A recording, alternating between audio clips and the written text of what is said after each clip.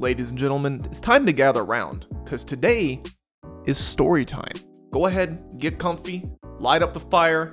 This one is a little bit of a doozy, just a little bit, I have to say. Now, in order to fully grasp this entire situation, you're going to need to be familiar with some of the Chicken Man lore. It means I'm just going to fill in on a little bit of background information for those of you that aren't fully up to speed. So 5 years ago, I'm playing Destiny, and I'm looking for a raid group, right? And I'm not just looking for these stupid try-hard raid groups where you have to have like a specific KD and you have to be like dual-wielding Galahorns in order to be able to get in the group. Nah, I'm not looking for that. I'm just looking for something a little bit more lax, a little more casual. Let's see a group. Dude's name, Back Off My Jinx. And I'm like, what the hell is a Jinx? And how do you back off of it? So we group up, go into this raid, and we crush it. Like, record time, like two or three tries. You know, it's a brand new raid, so it was just absolutely amazing that we were able to pull this off the way that we did. After this raid, he's like, yo, you want to go crush Vault of Glass? I'm like, hell yeah, we'll go do that. And on the Oracles, we both took the left-hand side, and thus the Back Off My Chicken combo was born. Added him on PSN, a couple months later, added him on Facebook, known the dude for going on 5 years now. So now we're gonna fast forward 5 years, relatively to the present day, and this was actually towards the end of my military service a couple of months ago. Me and Jenks were talking in the DMs. He's like, yo man, when you get done, why don't you just come up to Canada for a couple months? You know, you can come visit, show you the Canadian ways, and we can crush YouTube together. And to top it all off, there's a really good doner kebab place nearby where he lives. So like, how am I gonna say no? Like, I'd be crazy to pass that up, right? So I do my research, find out what needs to happen in order for me to go to Canada, go to the official website. All it says that I need as a US citizen is a valid passport, and I'll be able to stay for around 6 months. And that sounds absolutely fantastic. So I get my plane ticket and I am ready to go. Now, a couple of my IRL friends kind of questioning just a little bit, like, well, chicken, what if he's just a catfish? What if he's just after your sweet, sweet chicken giblets? Like, well, if he's a catfish, he's the best catfish in the world. Like, to keep a facade going on for this long, like, bruh, he earned my giblets. And, you know, I was just trying to assure everybody, like, yeah, we have each other on Facebook. We, you know, face canned, we face chatted, like, we know what each other look like. And, like, bruh, he's my bro. He's my mans, you know what I'm saying? Like, I trust this dude. Like, I've never met him in real life, but I trust this dude. This is just part of this whole world is advancing in technology. Like, this is becoming, like, the new thing. Like, day after day, like, you'll see other YouTube videos and you'll hear this story from other people, how they go and they meet their internet friends. And nowadays, most of the time, it works out pretty well. So finally, the day has come. I am 100% packed, ready to go. I am decked out. I am like a giddy Boy Scout at this point. I am ready to go. Get to the first airport, I just breeze through security, just no problems whatsoever. So I'm waiting around, plane finally shows up after like an hour and a half of waiting. We all board, we all get on, we all have our seats, you know, putting the armrest down, getting comfortable. And then the captain comes on, and he lets us all know, like, oh yeah, by the way, we're gonna be delayed by like 30 minutes due to weather. So this is already, there's a little red flag of something that could potentially go wrong. The thing is about this flight going to the connecting flight, that there was like a small 40-minute window from the time that we were supposed to touch down to the time that the plane going to Canada took off. Well, now we're a 30-minute delay, so now that 40-minute window has closed into a 10-minute window. Let me tell you something, guys. I was not dressed to run, okay? Two things I wear, because I'm going to be on a plane for like the majority of the day. I was like, I'm going to be comfy, right? So I'm wearing like some Gucci flip-flops and pants that like do not fit me. Like, I'm talking like shorts. Like, these are like borderline like swimming trunks type of stuff, right? Like, I don't care. I'm gonna do me. Like, I'm here for my comfort. I don't care. But when we landed and I only had like 9 minutes to get from one end of the airport to the other, I suddenly cared just a little bit more. Like, he wasn't ready. Oh no. Like, there's no way to sound manly when you're trying to break in it like to a dead sprint in freaking flip-flops. Okay? Like, you have any idea what that sounds like? There's no way that you can do that and not sound like a huge dweeb. Like, come on. But dweebiness aside, I make it to the plane with about a minute left to spare. So I'm feeling good about myself, and I'm feeling like, you know what, the hardest part is over. That was it right there. The little bit of delay, we're good now. I'm not going to miss the flight. I'm not going to have to, like, reschedule or anything. We're good to go now, right? Boy, I had no idea. So we finally touched down in Canada. It's 11:30. Still, you know, dark out. And first thing I do, I go ahead and text Shanks on the phone, like, hey, just rolled up. He's like, sweet, dude, I'm out in the lobby. And I was excited because, like, yeah, this is finally happening. So I get off the plane, go grab my luggage from the conveyor belt, 2 giant green sacks, it's really impossible to miss, and start lining up to go through the little customs. Now they have 2 booths set up, and on the booth on the left, there was just this nice, old-looking gentleman. He had a smile on his face when he was talking to people. You know, he's laughing, cracking jokes, asking, you know, all the customs questions, but it was just a lot more lighthearted. And on the right, the booth to the right, there was this this older lady. She didn't really seem like she had woke up on the right side of the bed that morning. She had like a little bit of a scowl on her face. She didn't really look too happy, like, at all. And, you know, internally I'm just thinking, which person would give me the least amount of trouble if I was to go to them? So, yeah, naturally I'm gravitating towards the left. And when it was my time to step up, yeah, I went to the old dude. He just looked like he was a lot nicer than what she was going to be. So, old man's asking me, you know, hey, why are you coming to Canada? How long are you going to stay? You know, who you see him? You know, the whole 9 yards. And, you know, I told him I'm meeting Jenks, told him how we met, told him how long, you know, I'm going to stay.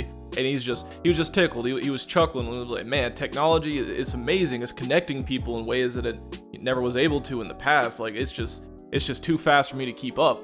And he stamps my passport and he just says, welcome to Canada. So that right there, I just felt a lot of stress, like invisible stress I didn't even know I had. It just gone right then and there. I was like, dude, I made it. Like, I knew it was going to be, you know, simple, but I didn't think it was going to be like this easy, right? I thought it was at least be something else. I didn't. I didn't know. So I gather up all my stuff and I just start marching towards over where the exit is, where the door is. There is one last security checkpoint, however, right? And it's just one guy there. It's just this really tall, really muscular dude just standing there, arms crossed, you know, checking out people's passports as they're coming through. And I didn't think, you know, anything bad was gonna happen. This, like, I'd already made it this far. Like, they let me through the initial security, like, way back at the first airport with what I had. So I was like, dude, there's nothing I gotta worry about at this point. So I walk up to this man all happy-go-lucky, like, and he asks me for my papers. So, you know, I give him my passport, give him the stuff that he needs. And he takes a look at it. Then he looks at me, and then he eyeballs my bags. Thinks about it for a second. He's like, I'm gonna need you to step over to the side, sir. He's like, okay, you know, this will be okay. This will be fine. So I comply. I go over to, like, the little roped off section where they have, like, another X-ray conveyor belt. So I'm just sitting there and I'm just waiting. Now, I'm a patient person, right? But what they did here, I was waiting for about 45 minutes. Everybody that was behind me in the line to go through customs, they're all through. They're all gone. I am literally the last person in there. I am the only person they pulled aside. So you remember that angry lady from earlier? So yeah, she comes out of her booth and she makes a beeline straight for me, where I am. She looks right at me and she says, I need you to put your bags on the conveyor belt exactly 1.5 inches apart from each other, now. So this is a complete 180 from the nice old dude. Like, she doesn't want to take any nonsense. Like, she can handle no nonsense. So I just go ahead, put my bags up on the conveyor belt, and she is hawk-eyed onto the screen. She is, like, laser focused on the screen, examining every single little item that I have in my luggage. So she's super focused on the screen, and the first thing she notices is my 100-foot of Cat 5 cable that I brought. She waves for me to come over. She points right at the screen, and she's like, what is this? Why do you have so much of it? So I calmly explain, like, okay, that's Cat 5 cable. You see, I brought my PlayStation along with me while I'm visiting up here in Canada, and where I'm going to be shoved, like the basement where I'm going to be kept, it's a good distance away from the router, so I had to make sure that I brought a long enough cable to be able to reach from the basement to where the router was. But then she points somewhere else in my suitcase, points at another cable, she's like, what is this? And I explained to her, oh, you know, that's an HDMI cable. That's what allows me to hook my PlayStation up to the television. It kind of just keeps going on like that, where she points to something and I have to explain away, you know, why I have that and, you know, what I'm doing with it. The entire time that we're going through this questioning, like, I'm just not having really good vibes off this lady. Like, I feel like something bad is about to happen. And sure enough, she had enough of what I had to say about my luggage, and she took me and had me detained in the back rooms. So they get me set up back there, and they start asking me more personal questions as to the nature of why I want to come into Canada. They start asking me like, well, who is Jenks? Where does he live? What has he been doing? What's his job? Where did he go to school? And all this other information. Like, yeah, you know, I know Jenks, but like, I don't know who his great aunt is that's been twice removed. Like, I don't know those intricate little details about his life, right? Like, I know this man off the internet. Like, it's that easy. And we're just meeting for the first time. That's what this whole trip was for. And so she was asking me, well, where can we find this Jenks? I was like, well, he's right outside waiting for me. And they're like, oh, really? I was like, yeah, he's right outside. Oh, we'll see about that. Okay, geez. Just, can we tone it down just a little bit? Like, I'm trying to be cooperative here. Like, I'm trying to tell you the information you want to know. Because, like, I want to be here too. I want to come to Canada. They send that big guy that I was talking about earlier, that like 6 foot, 7 foot, 8 foot looking dude, like huge, just jacked. He goes out there and he starts questioning Jenks. And I'm still in the back. And this lady's kind of like trying to, I'm not going to say put words in my mouth, but she's like doing like these little chaos theories of the real reason why I'm coming to Canada, right? So she starts insinuating that I'm having a more personal relationship with Jenks. Like, she's starting to say that we're doing some you know, homosexual activities on the DL, right? She's basically saying that we're gay. I'm just trying to tell her it's not like that. She flips the script. She says, "Oh, you brought all these electronics up here. You try to sell them?" I'm like, well, no. Like, why would I come all the way up here to sell them? Like, I could just do that online. Like, there's no reason for me to, you know, go through all these extra hoops. And she starts saying like, oh, well, maybe you're trying to come up here to be, you know, illegally immigrate and take advantage of the money system that they have, like basically their version of welfare. I'm like, no, like, I still have like a job, like I still have to go back to the States eventually. Like, this was just a holiday, like this was just a vacation, this was like a visit, this was like all these things just wrapped into one. Like, I just got done with 6 years active duty military service. I just figured, hey, why not take it easy for a while? Like, he invited me up here, get a couple months just to decompress, just to relax, get to play some video games, crush out some YouTube, some Twitch. Like, it's just easy stuff, right?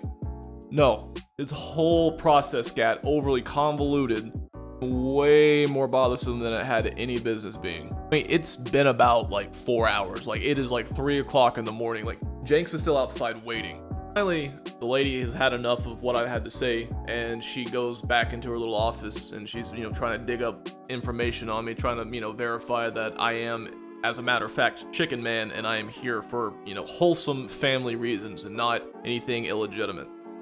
So that old guy from up front, he finally is done doing whatever he needs to do up there, and he comes back and he starts talking with me. And he's, you know, he's interested in my military service. And we have a little bit of conversation about that, about some of the places that I was stationed. And then finally, the lady comes back and she says, okay, I need this documentation, I need this documentation, I need all this type of stuff, right? So like, I have a few things on me, but I don't have everything. Like, some of it's online. Problem is, I can't get internet access all the time because the Wi-Fi at the internet was just absolutely god-awful. They're like, oh yeah, well here, we need like some type of, we need to see that you have money of some type, so we have an ATM outside, you can go out there really quick and you just prove to us that you have enough money to stay here for however long that you say that you're gonna stay here. And at this point, I'm pretty much emotionally defeated. Like, I don't care, like, I'll do it. I just want to go meet my friend. That's all I want to do. I want to be out of here. The old guy escorts me out of this little containment area and out onto the actual floor of where the airport is so I can go to the ATM. And over there, sitting on the bench, is Jenks. We make eye contact. He's like, bro, what the fuck? And I'm just shaking my head. I'm like, dude, like, I'm trying to get this sorted out. Like, I just need to go over here to the ATM really quick. Like, yeah, man, just go ahead, do what you gotta do. So I get what I need. I go in the back again to the little containment area. And I talk to the lady. She sees that I certainly do have enough money to support myself for the extended trip that I was proposing. She tells me that I am not going to be deported. 2 reasons. 1, I was honest with her during the questioning. And two, my military service. It was really easy for her to find out that I was who I said I was. Only thing is that I could not stay for the original proposed time period. I was only now allowed to stay for 1 month, and that was it. Kind of completely put a damper in the plans that, we had before, but I'll take what I can get. She said that I had to do one thing. I had to go get the rest of the documentation and come back to the same place at 11 o'clock the next day, or I guess technically the same day, because it was like 3 in the morning at this point. So I had to come back before 11 and give them all that documentation, and then I would not be deported and I'd be allowed to stay for the full month. It's like, okay, cool. Finally, after that whole 4.5 hour ordeal, I'm able to gather my bags, walk out that door again, unescorted. See Jenks, he's already over by his car.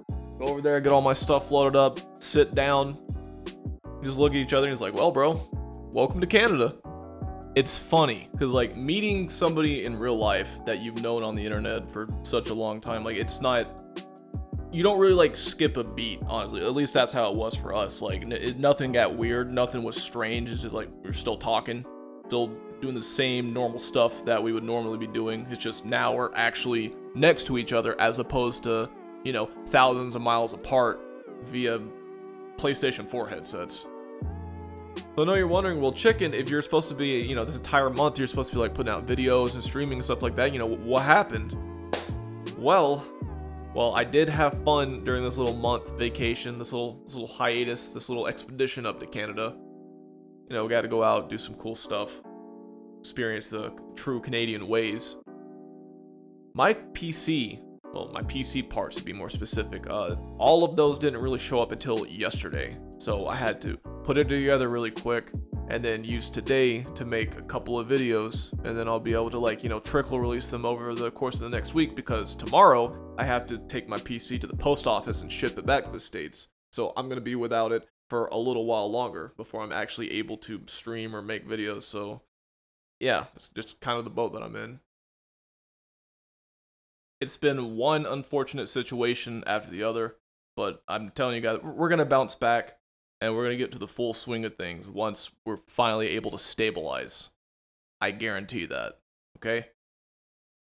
But anyways, thanks for sticking around, checking out the video, hearing this little series of unfortunate events that just happened to unfold when I wanted to do something big.